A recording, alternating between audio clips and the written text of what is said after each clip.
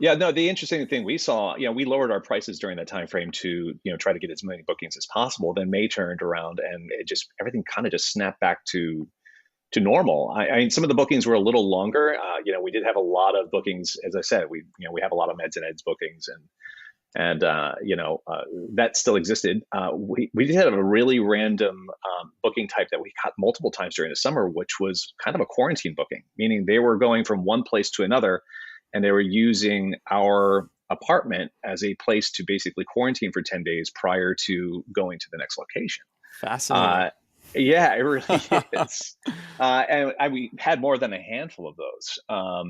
Even and Wow. sometimes it was transit where they're going into like, someplace else in Philly or in Pennsylvania. Other times, literally, it was like they were coming here before spending, for 10 days prior to going to their family's house to stay for an extended period of time. And they just wanted a place to quarantine. I could see why that would be people would be seeking out Airbnbs for that more so than a hotel, simply because there's less people around. Yeah. And most of the So hotels were for, in many places, probably Philly, certainly in DC, they were really restricted in terms of what they could yeah, actually do for occupancy. So yeah, yeah. absolutely. Yeah. Yeah, and Matt brings up another point just about the help for hosts that we've been kind of talking about. Is it really is, if you think about one of the real estate stories of 2020 is that there was a lot of stimulus and help for renters, and whether it was rental subsidies or eviction cancellation disallowances and things like that. But if you're a landlord, Airbnb host or landlord, man, 2020 was really tough because, Yeah. especially if you're a small time landlord, like kind of Matt and I are, as soon as you start going out without that rental revenue, well, your mortgage payments are still there, your utility costs are still there, and those costs don't really go away. And no one's out there no one's out there handing out money to landlords. At least that's not usually a politically popular thing, right? And so that to me is one of the stories of 2020 was there was a lot of outpouring of support, as there should have been for renters, workers, et cetera, like that. But small landlords, Yeah. even mid-sized landlords with apartment buildings, it was a tough time if you had a lot of renters who suddenly stopped paying rent or were unable to pay rent, and there wasn't a lot of you just didn't.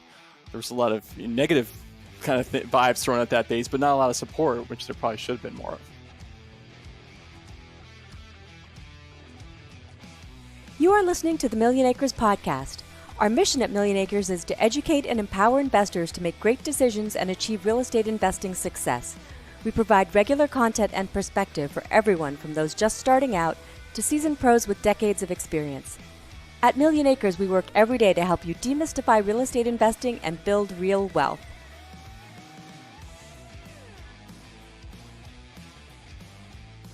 So today I'm talking with Matt Argersinger and Matt Bray, and they are two members of our Millionacres team who, besides having the first names in common, we have a lot of Matts on our team, lucky that we are, they also share another trait, that they're very successful Airbnb hosts. So we're going to do a deep dive into Airbnb. I know the IPO is coming up this week, and so it's a great time to kind of talk about short-term rentals in general and Airbnb in particular. So Matt Argersinger is our lead investment analyst on our Millionacres premium services, including Real Estate Winners and Mogul. And Matt Bray is our director of Millionacres.com. So welcome, guys. Thank you for doing this with me. Yeah, thanks, Deidre. Great to be Thank here. you. Awesome. So let's start with the definition of short-term rentals. So I generally think of this as rentals that are shorter than 30 days, but wondering what average tenancies you both are seeing. I'll go first, Matt. That's an interesting question. I think my thinking has evolved. I agree, Deidre. I think for a long time, less than 30 days felt like a short-term rental to me. But it's funny. Our Airbnb, the ones that I manage with my wife, they're located in Washington, D.C. And there, it really goes by the taxes. If the stay is 90 days or less, you're taxed at the hotel tax rate in DC. So in my brain, I've always thought of like 91 days is now a long-term rental, where anything shorter than that is a short-term rental. So it's kind of how I thought about it, because it actually makes a huge difference. In DC, the hotel tax is 14.5%. And so if you're an Airbnb guest and you're looking to book one of my rentals, you're not only paying the Airbnb fee on top of my rental rate, but you're also adding a 14.5% tax on it. And I don't know, Matt, is that the case in Philly? Is it that way? Yeah, I'm not sure if it's 90 days, but it is similar to that. We have the luxury that we're literally about a mile outside of the border of Philly, so we actually are not regulated by Philly laws, even though we're extremely close to the city when it comes to those things. But I do think it's very similar in the Philly area in regard to taxes like that. I know that I think it's like a 1% fee that's tacked on in Philly as well. I could be wrong, Bill. It's something like that. We see, technically around, we're in a meds and eds area. So, we have a lot of families that come in to visit kids at schools. We have a lot of medical facilities. So we get a lot of guests that are staying for 30 days, 60 days for rotations, or like traveling doctors, nurses, et cetera. So we tend to see a lot of like stays from 2 weeks to 8 weeks as a whole. I think that's a lot of that has to do with your location. Yeah, that's interesting because I agree. One of our rentals in DC is right near Union Station, which is the big train station in the city. Yeah. And so early on, we were getting, I'd say, Deidre, the vast majority of our stays were like 2 to 3 days. People coming in for the weekend, a few days to go walk around and see the sights. Maybe they're on their way to New York City. They're doing like an East Coast tour and they'll stop in DC for a few days. So yeah, I think my thinking has evolved. But whether it's 30 days, 90 days, or 3 days, I think when we think of Airbnb and as hosts of Airbnb, it feels relatively all short term to me at least. Yeah. Great. Well, I wanted to get each of you to tell your story about how you became a host. So Matt Argersinger, let's start with you. How did you become an Airbnb host? Sure. Well, I feel like my wife and I, she was my fiance at the time, we kind of fell into it. We bought our first property in DC, and when we were looking for our first house to buy, we had been renting for a few years, and we're about to get married, and we wanted to buy a house, and we liked the Capitol Hill neighborhood of DC. And it happens that in the historic part of Capitol Hill in DC, almost every townhouse row house comes with a English basement apartment, kind of a separate apartment. A lot of places will call it in-law suites, however you want to phrase it, with a separate entrance. And so the idea was buy the house and rent out this English basement apartment, help with the mortgage. Great. So we bought the house. We kind of settled in. We were fixing up the basement, just try to get ready for rent. And my wife happened to read this article in the New York Times about this new company called Airbnb. I actually think it said Air Bed and Breakfast in the article, if I remember. So this is 11 years ago. And she said, well, this is interesting. There's this new company and they're doing short-term stays. Maybe we should try that instead of going to a full-time rental. And we said, I was skeptical and kind of nervous actually, but we did it. We went to the site, and I forget that the Airbnb site at the time was so different than it is today. And when we checked, it was funny. We were only one of three rentals at the time, Airbnb rentals listings in Capitol Hill in this huge part of DC. Wow. At the time, and so we had very little competition early on, and so we put it up we put it on. We listed an Airbnb, and the demand was just extraordinary. Like we couldn't keep it not rented, and then people would email us and say, "Oh, your place booked. Can I'll pay you more." It was kind of a feeding frenzy for a while. So we had this crazy success early on with Airbnb, and that kind of evolved our thinking. And as we went to purchase more rental properties in DC in the future, in the coming years, we kind of always went in with the mindset, well, we can kind of always Airbnb these, and it's a really great, lucrative way to rent properties. Great, thank you. So Matt Bray, I know you've also been a host for a long time. I believe you're also an Airbnb super host. What was that process like for you? Yeah, I think similar to Matty A, it was kind of a lark. We were not looking at all to get into really the rental market at all. We were moving back from South Florida back up to the East Coast, and we were looking for someplace that had a mother-in-law suite, and we happened to come across this really beautiful 1890s colonial revival building that had been converted to a multi-unit in the 50s that had been on the market for ages, about 300 something days, and it just wasn't moving. But we immediately saw the opportunity to effectively move back up to the area, live rent mortgage free while we learn the area where we wanted to be, et cetera, and then continue to have it as an investment property even when we moved on beyond that. We'd actually moved in, lived there for about 2 years, and we ended up moving right down the street because a house went into foreclosure that we saw as a great midterm fix and flip. So technically we're right down the street now, living in a midterm fix and flip while we're still running the Airbnb right down the street. So Busy it all man. works out in that way. Exactly. It's about the opportunity and get it. That's right. Yeah, as in terms of Superhost, it's definitely it really is what a key difference between what long-term rentals are versus short-term rentals. Because it's the passiveness of short-term rentals just isn't there. It's a job. You're running a hotel, and that's what Superhost really rewards. It takes a bit of time to get it. You have to have, I think it's something like 100 nights booked during a 12-month time frame, along with very high communication scores and Great I think reviews. it's a couple of the great reviews, etc. So it takes a while to build up to it, and you're rewarded for that in terms of better positioning, etc. But it's it's the goal for everyone, but it really is the thing that you have to work to take advantage and get the most opportunity you can actually out of the platform. So what benefits do you get from being a Superhost? I think the biggest is just the greater visibility on the Airbnb platform itself. They tend to give Superhosts better positioning on search pages, so there's a search engine optimization aspect to it. As well, you get nice. It's a nice sense of authority, of trust that Airbnb's put in you. So they promote it, pretty with a large, basically Superhost label right next to your name, et cetera. So it helps basically you sell the property, because it is as much a sales game as it is anything else when you're talking about Airbnb. Yeah, that is a very good point. So you mentioned that you sort of have to run a hotel. So obviously that's a lot of work. So is that kind of the worst thing about being an Airbnb host? Is it having to deal with people coming in and out? Is it the complaints? What's the worst part of it for you? Yeah, I'll start this as we just talked about that. Yeah, it's work. For me, it's a family-run business. My wife and I, along with her mother, work at my mother-in-law actually still lives in the Airbnb. She lives mortgage and rent-free, based off of what we do there. So it's Oh, a nice. great family business. But you have to be prepared to work it as you would a hotel.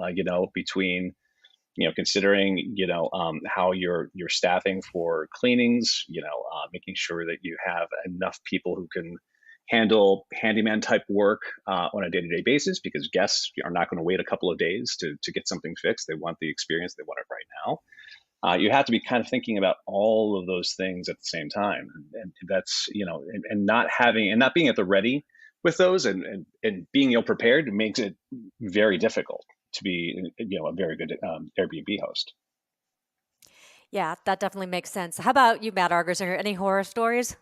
Oh gosh, there have been doing it for a long time, and we've had some stories. I mean, there was one guest who stayed several years ago that ended up having a big party. I'm sure that's probably happened to Matt maybe a couple times, but where we live in DC, it's easy for people to come in the city. And so we've had experiences where, someone will put like a 4 guest max limit right on the property. Mm-hmm. And then we find out that, 12 people stay there. And that's just, you kind of deal with that from time to time. But really, I mean, I have to be honest, like, when we first started out thinking about doing Airbnb, I was nervous like heck. I just thought, oh, well, if someone comes in, is going to steal your stuff, or they're going to wreck the place, or, and really over roughly 10 years now that we've been doing it, I can recall maybe 2-3 instances where maybe there was like guest misbehavior, and then it cost some money and cost some extra time. But for the most part, knock on wood here, but the experience that I've had, my wife and I have had on Airbnb has been fairly positive. I'd say 99% of the time we've had not had issues. And of course you can be selective with your guests, right? Later on, and as we started getting so much demand, we would parse out guests who didn't have any reviews, and our Airbnb lets you do that, by the way. So if someone just joined the Airbnb, they don't have a review, they don't really provide any information about themselves, you can usually we're going to decline that. Usually we want someone at least explain why they're coming into DC, or explain why they want to stay at our place, and maybe they have a review or two. That's always really helpful. So you get to do a little bit of filtering on the guest side, but for the most part, the experience has been pretty positive over the time we've been doing it. I'll echo that too, because I think that Uber star rating that both we as hosts and guests receive as well keep people on very good behavior. And we've had very little theft, very few issues as a whole, and most of our guests have been extremely friendly and have a lot of really interesting stories to tell. Frankly, if you happen to be around while they're around too, and get a chance to talk, it's a really interesting way to meet new people. Yeah. I think that's an interesting aspect too, and it's something that Airbnb touched on a little bit actually in their S1. They did talk also about the party houses, and I know that Airbnb has made some moves recently. They've stopped one night only rentals in certain areas and tried to really curb those kinds of parties, but I think the other aspect of it is that there's a lot of enjoyment for both the hosts and the guests if when it's done right. Yeah, absolutely. I love that what Matt said and what you just said, Deidre, because you get to interact with a lot of interesting guests. We had a film crew come in and rent one of our Airbnbs for a few days to do a film shoot in the house and around the house in the neighborhood, which was just neat to see that happen. So you're almost thinking of it as, I've got a space, and I want other people to experience that space, for if they're visiting or if they're doing other things or they're in town for work. Or I recall one where a guest came in and asked, hey, it's just me renting the place, but I'd love to have a group of friends over that live in DC over for a dinner party. Is that okay? And can you recommend any, catering or anything like that? My wife ended up being the caterer for them and stuff, and kind of doing their whole party, or their whole gathering for 2 days, and that was just kind of a neat experience. And so you get to do a lot of those things that you normally wouldn't get if you're just have a standard lease with a renter that's renting your place for 6 months, 12 months, or a couple of years. And so, and there are challenges to Airbnb, and we'll probably talk more about that as well. But but the interesting part of it is it's much more interesting than your typical rental, obviously. Yeah, and Airbnb is really leaning into that as well, given the fact that they're really double downing in terms of experiences on the site, and looking at that as actually like a secondary income stream, whether it be for a host or people that the hosts work with in a certain area to offer unique experiences to guests coming in. So they're really walking the talk of it. I haven't personally taken advantage of the experiences aspect. I'm not sure, Matt, if you have it all or. Well, not as my wife has. In fact, my wife was visiting Paris 2 years ago, and she like 3 or 4 days in a row, she did nothing but Airbnb experiences. Like she went to like a cheese tasting, a wine tasting, and then a tour, and it was all through Airbnb. And the great thing is, it's really very local. You get experience with. You talk to people who live in the neighborhoods and who show you around and take you to do things. And so that's a wonderful experience. I haven't really personally done the experience stuff yet, but I know that's certainly emerging part of their business. Well, that's really fascinating too, because that's you mentioned it being a growing part of their business. When you looked at the Airbnb S1, their total addressable market for rentals almost seemed not quite as large as their total addressable market for experiences. So they're really seeing that there's so much more runway for what they can accomplish in terms of experiences. Is that something that when you're looking at it from an investment standpoint, do you agree with that the experiences are going to be a larger part of Airbnb going forward? Sure, and whether you believe that the TAM, the total addressable market numbers they're throwing out there, what Airbnb certainly has is a very strong network of local experts, if you will, millions probably at this point, but certainly tens of thousands of experts that live around the world, who know these places, who understand the stories that they can tell guests and the experiences they can give to guests. And that's just not something hotels necessarily are going to be great at. Hotels can sell you a great experience. They can take you surfing and provide a tour of things like that. But if you really want the local flavor, if I want to know what the best restaurant is in this one small street because the person I'm staying with, the host I'm staying with, has lived in the neighborhood for 20 years. I mean, you just can't get that through the typical hotel experience. And so Airbnb really has that. And I'm glad to see that they're investing in it, because I do think it adds another value layer to their business. So let's talk about the website in general and the Airbnb experience from the host's perspective. Both of you have been on Airbnb for a long time, so you've seen how it's changed. for the good, and potentially for the bad. So, So let's talk about that. What do you love, and what would you really like to change? Let you go first there, Matt. Sounds like Yeah. you have a thought or two. It's actually some of the things that they've just released. It's because communication is such a big piece of what they do. I've been using actually another program called, I think it's called Smart B&B. It's an application. It's like $18 a month or something like that, which allows you to you can automate communication, but even more importantly, you can pre-craft communication that's typically things that will often come up, whether that be Wi-Fi signal going bad, or I'm looking for a great X, or I'm looking for a great Y. And it certainly just helps you from the standpoint of keeping things kind of in scope, and being able to scale the business. Simply, as you get more and more Airbnbs, and both Matt and I have multiple Airbnbs, just the guest communication can really become a job in its own right. So having ways to scale that communication and select answers in an easier way is crucial. And they've just started releasing some of that stuff actually on the Airbnb website recently. I haven't completely dug into it yet, but it's definitely on my to-do list to do, simply because it time, we don't get that back. So the more places we can, save time in regard to what is a critical part of this business, the better off we are. So I'm glad to see that they're taking those initiatives. It had been kind of like a cottage market off on the side for other kind of software as a service platforms to kind of, fill that role, but it's good to see Airbnb is trying to find ways to really streamline that communication. Mm-hmm. Yeah, I would add, the experience for the host on Airbnb has not always been, let me just say, friendly. And like Matt, my wife and I have been super hosts on and off in certain periods of time, but I felt like Airbnb constantly. And I'm not going to be very specific here because, of course, on the top of my head, I can't think of any specific examples. But I think from the guest point, they've done a lot of innovation to make the guest experience better, more secure, safer.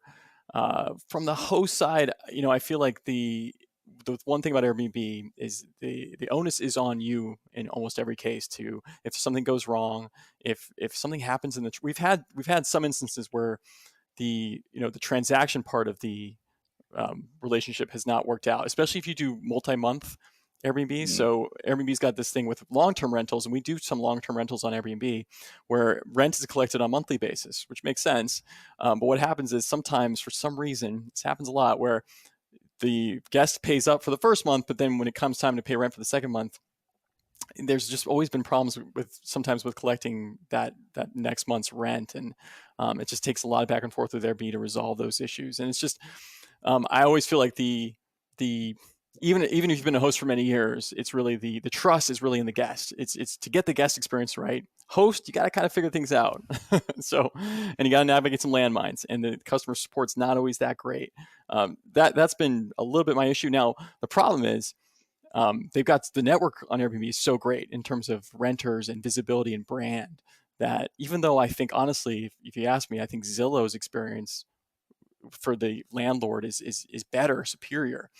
You don't have near the network that Airbnb has, even for long-term rentals. Like we advertise our rentals on Airbnb, Zillow, Trulia, a few other places, even apartments.com in the past. And the reception or demand that we get from Airbnb is 3 or 4x what we get on places like Zillow and elsewhere. So they definitely have the eyeballs and the traffic. I just think from the host, if I was Airbnb, if I'd step in the CEO of Airbnb's shoes, I would say, you've got this network of great hosts as well with great properties. This huge network that you're building out. By definition, you're the biggest hotel company in the world. If you just go by the network of rooms that you have on your network and all over the world, do whatever you can to really make sure that hosts are sticking with you for the long term. So when that comes to fees and things like that, like I love what they do for Matt and other super hosts, right? Do more of that, because the more you can make the experience sticky and friendly for hosts, which I think and ultimately are the assets of the business, that you're trying to support, the better.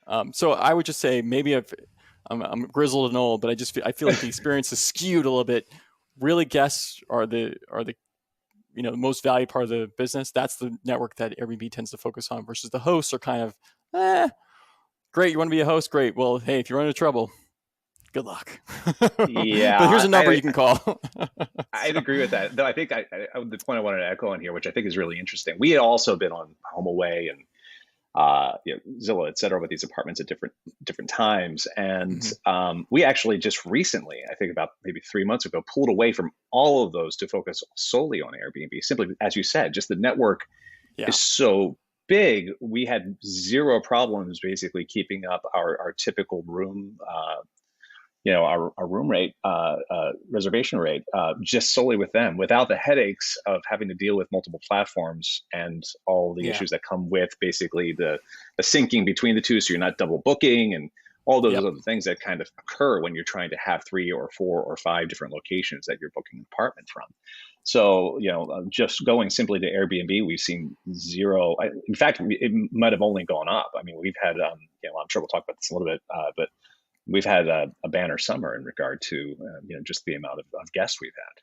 That's amazing, given COVID and everything. That's great. Yeah, let's talk a little bit about that. I wanted to find out how you guys saw your bookings change after COVID, and also how do you think Airbnb has been handling it? They've gotten some criticism in the press for not helping hosts as much as they should. They had a fund, but a lot of people said they didn't get money from it, and so there was a lot of discussion about that this year. Yeah, I'll start out and just say that we definitely saw a bit of a downturn. I mean, in DC, because normally, for example, in DC, summer internships are huge, and I think for 5 or 6 years in a row, we've always had for these 2 apartments that we Airbnb, we've always had summer internships. And so what happened this year though was, we back in, I wouldn't say March or April, we had bookings for summer internships, but then, a couple weeks out before those internships were supposed to start, they were of course canceled with COVID. And of course, we were out that booking, which is totally understandable. And there was with long-term rentals, when someone decides to cancel on you, you do usually get some prorated share of that first month's rent. Well, understandably, because of COVID and the situation there, that Airbnb wasn't giving those out.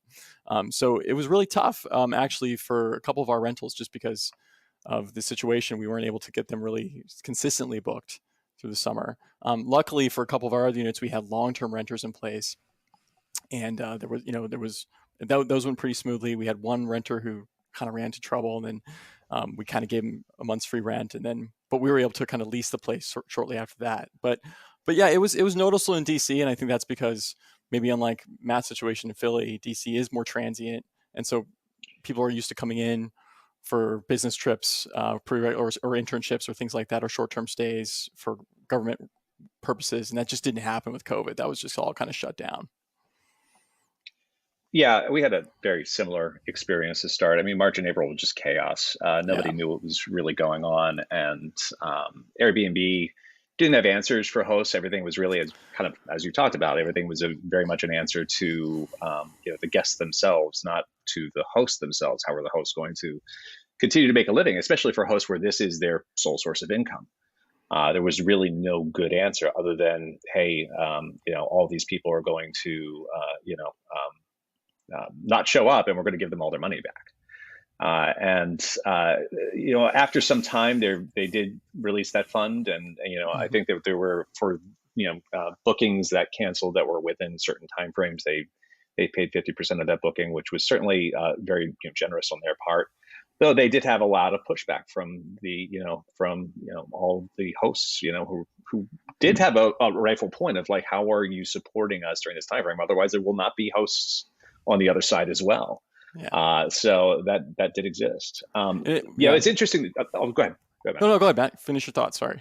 Yeah, no, the interesting thing we saw, we lowered our prices during that time frame to, try to get as many bookings as possible. Then May turned around, and everything kind of just snapped back to normal. I mean, some of the bookings were a little longer. We did have a lot of bookings. As I said, we have a lot of meds and eds bookings, and that still existed. We did have a really random booking type that we got multiple times during the summer, which was kind of a quarantine booking, meaning they were going from one place to another, and they were using our apartment as a place to basically quarantine for 10 days prior to going to the next location. Fascinating. Yeah, it really is. And we had more than a handful of those.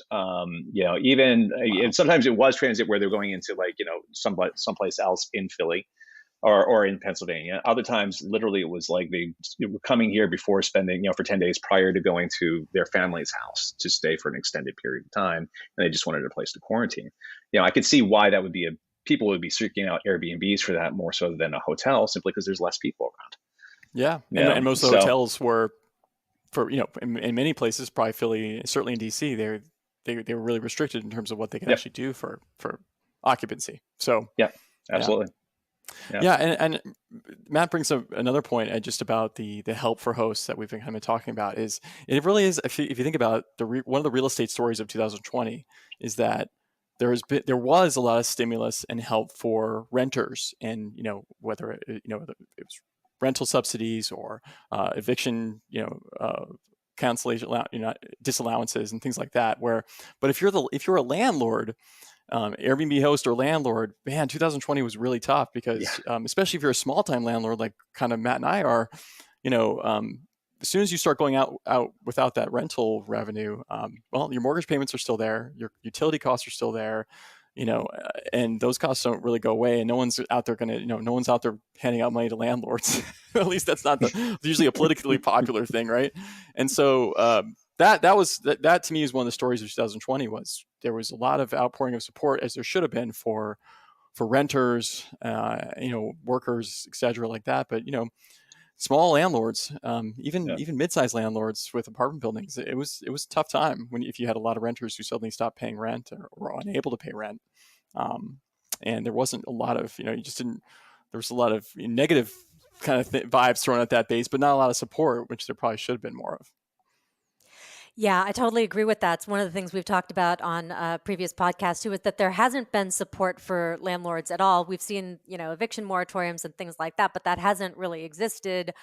There hasn't been support on the other end of it. And one of the things that been talking about is that going to make that there'll be less mom and pop landlords. And when you think about Airbnb, will there be fewer hosts? A lot of people who ran into problems this summer, then start to think about maybe it's time to sell the property and get out of Airbnb. So one of the things I wanted to ask you guys is, are you an Airbnb host for life? Are you seeing yourself as doing this in 5 years, or is this something that you did for a while and maybe you're going to do something else, maybe transition toward long-term rentals? What do you think, Matt? Yeah, I can start. It's interesting because this is actually something my wife and I were just talking about the other day. We're in the process of moving about 20 minutes away from our current rental. And, we both agreed that there was a point somewhere on the scale where the time value doesn't outweigh the financial value. And that's where you've got to find it for yourself. And I think it does exist for us. And it could be a couple of years from now, it could be 10 years from now. It could be next month, but I doubt it. Just because, there is, you are making much more revenue typically on short-term rentals. But, if it all of a sudden, like if our network of support dries out, meaning, we don't have quality help for cleanings, we don't have our grouping of handymen that we use that tend to be able to get to things on a timely basis. It's just the drive back and forth that we have to, deal with to get back and forth to the property, because you do need to stop by a lot more often, simply because things tend to happen. With an Airbnb apartment, that becomes a grind. And so I do think there's a point, and that we've talked about, like, it might make sense at some point just to, convert them back into long-term rentals. But for right now, the revenue tends to trump that.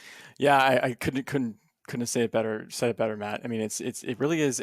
It's time versus money, or however you want to say it. Yeah. But the value you put on your time versus the value you put in just dollars in your bank account. Because what I've discovered is my wife and I recently, the timing was amazing. Back in last December, we moved out of DC after living in DC for almost 15 years. We bought a place that's about an hour outside of DC.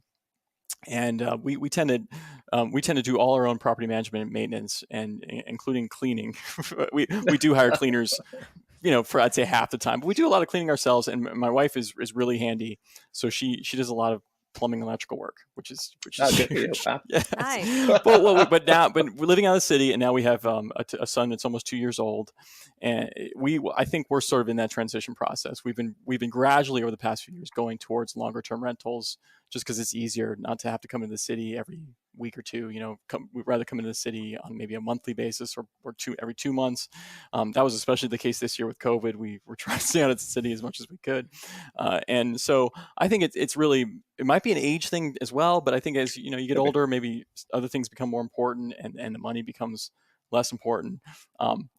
That said, I think if you're in your 20s or 30s and you're kind of getting into the real estate game, Airbnb is a fantastic hack, right? I mean, it's kind of what my wife and I did. It's what Matt did when he moved to Philly, which is just you recognize an opportunity to generate cash flow, and if you can do that to offset costs elsewhere in your life and to make a property more profitable, I think it's a great opportunity. But your life circumstances change, and if you do put a lot more value on time, and so you don't want to spend your time communicating with guests, going back and forth, fixing problems, communicating with your cleaning company, all the things that Matt's been talking about.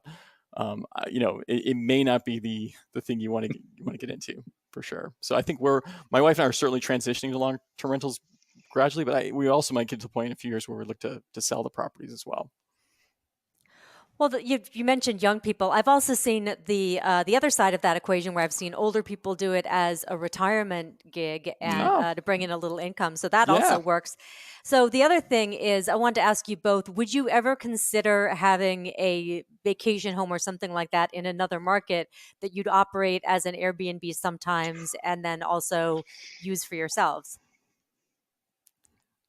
Matt, I can tell. I can see him on Zoom. Wheels are turning. It's almost like there's clouds coming over his head. Yeah, like, yes, I've thought about this every day. We had a long-term rental. We kept a long-term rental in Florida, the home we were living in when we moved back up here, and we kept it as a long-term rental for 4 years. It was a painful 4 years. Handling any sort of rentals out of market it can be extremely difficult and very pricey, because you have no built-in relationships with contractors, et cetera. You haven't built that around yourself. You're not there basically to double check on things. You need some sort of property manager to handle things. You're going to have to hire someone from an Airbnb standpoint, unofficial Airbnb standpoint, to handle guest check-ins if there's issues, et cetera. So, you start chipping away basically at the cost pretty quickly, given the fact that there's got to be something or somebody there close by to help handle situations. So running an Airbnb at that point, the revenue starts to dip, in my opinion, drastically. Mm-hmm. To me, it's almost, if you're going to do it, it's almost better as a long-term rental. I get it from a vacation rental standpoint, like that makes a little bit more sense, because then you're going to, it's as much basically just to cover the costs of that place, so you can enjoy it as much as possible. And that certainly starts to make sense, as long as you're willing to, if it's not the primary revenue generator, and it's not like you trying to make every last dollar, there's another value to that kind of house. Yes. Real quickly, Deidre, yeah, my wife and I have always, we love skiing, so we've always dreamed about having this great ski condo somewhere that we could, go there a few weeks of the year, rent it the rest of the time of the year. And unfortunately, you really can't do that in Airbnb, because a lot of those places, resorts, have their own kind of management company that they want you to kind of exist under. But yeah, it's definitely a thought. And the beautiful thing is, Airbnb kind of enables that a lot more than you might have been able to have that in the past, right? That there's this network out there of people who want those experiences. And so there's just a whole new layer of demand out there for properties like that, vacation properties or interesting properties out there. Yeah, know your local laws and know your HOA laws, your HOA rules. Because a lot of HOAs, if you're buying into a place, read it front to back. You may not be allowed to, or there's certain amounts of time per year that you're allowed to. Just be sure to check those. That's really good advice. So let's pivot a little bit and talk about Airbnb as an investable company, since that is coming up. So I'm wondering, how has Airbnb communicated with hosts during this process? I know that they're creating an endowment fund.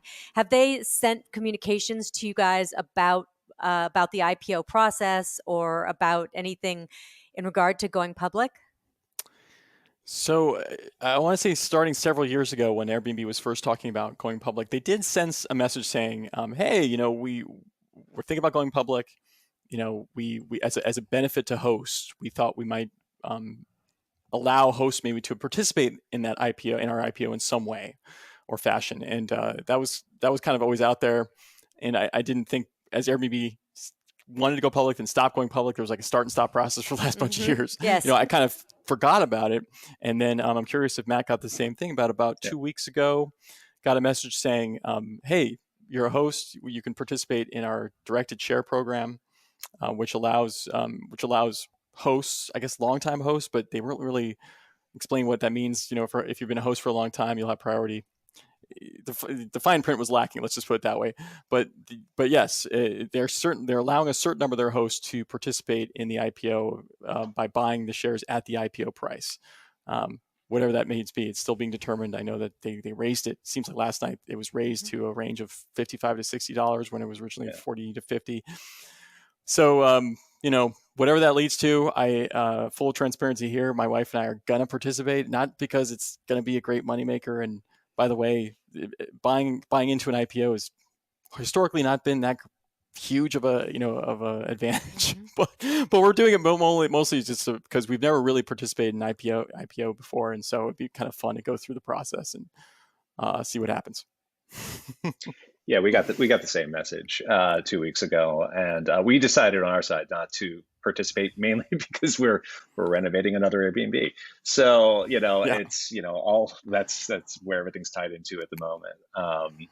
But I agree. The message was relatively basic, exactly what Matt said. Beyond that, not much is everything's been public for the most part in regard to what's going on. Beyond that, most of us haven't heard more, to my knowledge. Yeah, and who knows? I'm doing this more of as an experiment and just to see just to follow through the process, see how it goes. But David Gardner will tell you this, so the Motley Fool will tell you this. He usually he gets excited about IPOs because he likes to see companies come public, and Airbnb is one of those kind of exciting, rule-breaking companies that he loves to see go public. But he usually waits a year. I remember working with David, and he would tell me a company goes public, see how it does in the first year. If after a year it's beaten the market and it seems like there's momentum behind the business and the market's recognizing that momentum, that's usually the time you should get interested, even if you miss out on a little bit of gains post IPO. And I tend to agree with that. I think that's a great way of looking at things. It's rare that a company goes public, and then it just skyrockets higher and it never goes back to near its IPO price. I think, of course, I haven't done studies on this, but I bet you 99% of the time a company goes public at a price, shoots up higher first day sometimes, but inevitably over the course of a year or two, it always finds its way back to its IPO price at some point, just because life happens, right? So we'll see. And the valuation behind Airbnb, as with a lot of recent IPOs, is just massive. I mean, I think the implied market cap is 40 to 45 billion. That's a huge number based on the company's current revenue rate and things like that. And I think the business is it's a fantastic business because of we talked about the network effect that they have, the pricing power they have with the fees that they charge. Extraordinary. We can get into that, but we'll have to see what kind of growth momentum that can sustain, especially given the challenges that you experience it with Airbnb and Matt kind of alluded to this, right? It's every market is different. Every government agency is different. The DC government decides to regulate, short-term rentals a lot differently than other markets. I know it's gotten a lot more stringent in DC for us in recent years as well. So that's going to be tough to challenge. That's very challenging for hosts and for Airbnb to navigate. So anyway, lots of risks out there. We can go into them, but I'm not saying it's going public and I get to buy at the IPO price. I don't think it's going to be that big a deal. So. Well, and I think it's interesting whenever there's an S1. I think maybe I have WeWork PTSD, but it's always a good sign to see that the S1 has been out for a while. Nobody really panicked. One of the things that I've heard people say is that Airbnb is a technology company too. Tim Byers, who hosts a lot on the Motley Fool Live, said that. Do you agree with that? Do you believe that it is a technology company in some ways just because of the platform it's created? Yeah, I agree. I mean, well, technology company, right? The technology is such a loaded word. I think it's a platform company, and I think they built a very impressive platform. That's, even going back to the early days of Airbnb, and I think about the website. One of the things that was so attractive about Airbnb was just the ease of the website and the ease of the experience. It's so easy to become a host. It's so easy to become a guest and start looking at hotels. And I mean, they did such a great job on sort of the innovation part early on with Airbnb that I think was a big reason why the growth has been the growth that it is, and why they've developed such a brand power. But at the end of the day, my feeling on Airbnb is it's a relationship business. It's a platform business. It's connecting, it's connecting users, guests with hosts, hotels, rooms, etc., and trying to create a seamless, good experience and layer value onto that. Technology. It's almost if do we call Netflix a technology company? Netflix has built a very sticky platform that's easy to use, but we would probably call Netflix an entertainment company or a movie TV company. Internet TV is what I think Reed Hastings tends to call Netflix. So that's kind of how I feel about Airbnb. I think they're in the experience hospitality business, but they've happened to build a great technology platform behind it. And I think that explains a lot of their success for sure. Yeah, I think that makes sense because there is, if you call it a hotel company or a hospitality company, it probably gets valued a little bit differently than if you think of it as a technology company. 100%. That's a great point, Deidre. 100%. Yeah. Especially these days. Especially these days. All right. So just to wrap up with this, what would be your advice for first-time hosts just getting started? I've actually three things, I think. Know your market. Before you even purchase, go onto Airbnb, look at every single Airbnb in that area. Are they full, apartments? Are they rooms? Like, who are you going to compete against, and what are the prices there to make sure that you can support it? As well as looking at the hotels, because they're, a major competitor. How many hotels are around you? And, are those hotels value hotels? Are they more expensive hotels? It's really going to change basically what you can get from a pricing standpoint. Know your target audience. It means a lot in Airbnb. Are you close to schools? So you want to, really market to, parents and kids who might be coming just for timeframes to, visit other friends. Or is it something that's, downtown and people are going to want to be, trying to figure out how close you are to X, Y, and Z. Like, all those things really play into the marketing of the place itself. And then one thing that I kind of alluded to earlier was really kind of lining up your support network. If you're not handy, Matt A's got some great handiness in the family. We don't as much, so we really rely on others to help support that aspect. It could be a pretty painful experience if you're not prepared, right out the gate, like having who would you call in next situation? Who's your backup? Yeah. Same thing if you're not cleaning yourself. Who is cleaning? Who's your backup? People, leave early. Sometimes you have a changeover that's a 3-hour time frame, and you've got to be ready. So having that support network kind of built out before you begin really paves the way to it being a much easier experience. Yeah, I agree with all that, and I would say also just if you're starting out as a host, just try to knock it out of the park with the first few bookings that you have. So, and that means probably going out with a rental rate or a daily rate that's below what you're seeing at competitive places, and then just really providing a top-notch experience for those first few guests, because then they're going to leave a great review for you. That review then gets you, a lot more marketability on the Airbnb site. So, like, literally, if you're going in and you're thinking, I'm going to be an Airbnb host for the next 5 years, well, you should work hardest those first 3 to 6 months, because that'll set the baseline for everything. And then, as Matt said, during that time, you can build out all those really key relationships as well. Or even just watching YouTube all day about how to fix things can be really, really, really boost. I mean, that's what I've done, and my wife and I've done when we when we have issues, right? Is either do that or find someone like Matt said. So that the first few months I think are critical. And if you're really successful this first few months with your property on Airbnb, you're setting yourself up for a lot of long-term success. Great. Well, thank you very much, you guys. This was really, really informational and interesting. So thank you. You bet. All right.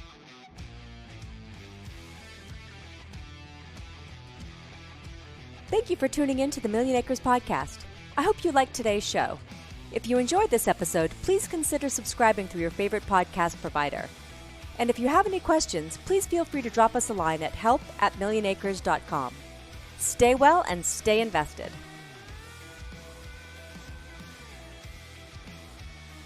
People on this program may have an interest in the deals, offerings, or services they discuss, and Millionacres or the Motley Fool may have a formal recommendation for or against. Always consult a certified tax professional before acting on tax advice, and do not buy or sell assets based solely on what you hear.